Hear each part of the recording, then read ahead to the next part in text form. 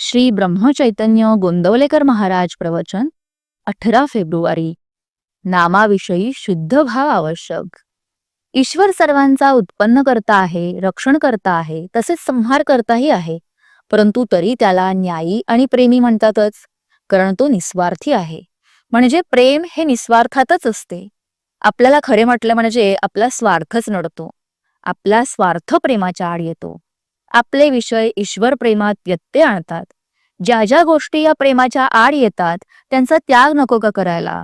तेव्हा विषयांची आसक्ती, त्यांच्यावरचे प्रेम नाहीसे झाले पाहिजे. आपण ईश्वराचे, संतांचे झाले पाहिजे. त्याशिवाय आपल्याला कशाचीही गरज वाटता कामा नये. एकाच मातीचा जसा गणपती, बाहुले किंवा मडके होते, त्याप्रमाणे ईश्वरही आपल्या भावनेप्रमाणे होतो. म्हणूनच आपला भाव नेहमी शुद्ध आणि निस्वार्थी असावा. मुळाशी पाणी घातले की झाड वाढते, पण आपण मुळापर्यंत जातच नाही.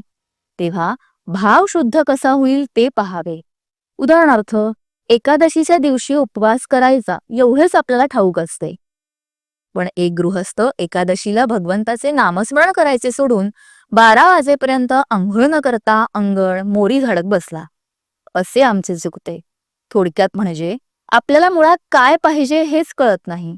कावीळ झाली म्हणजे डोळ्याला खरे रूप कसे कळणार.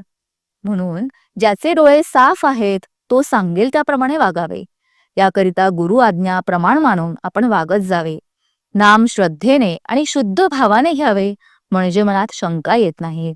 या भगवंताच्या नामाची गोडी एकदा लागली म्हणजे भगवंत नाही आपल्याला सोडित.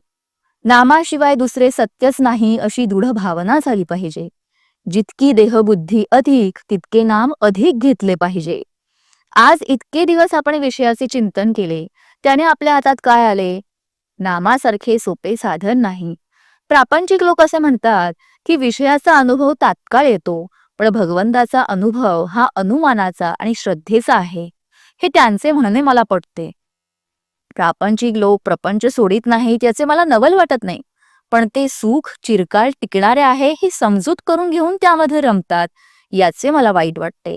मी असे म्हणतो की तुमच्या अनुभवाप्रमाणे जे खरे आहे तेवढेच तुम्ही खरे माना.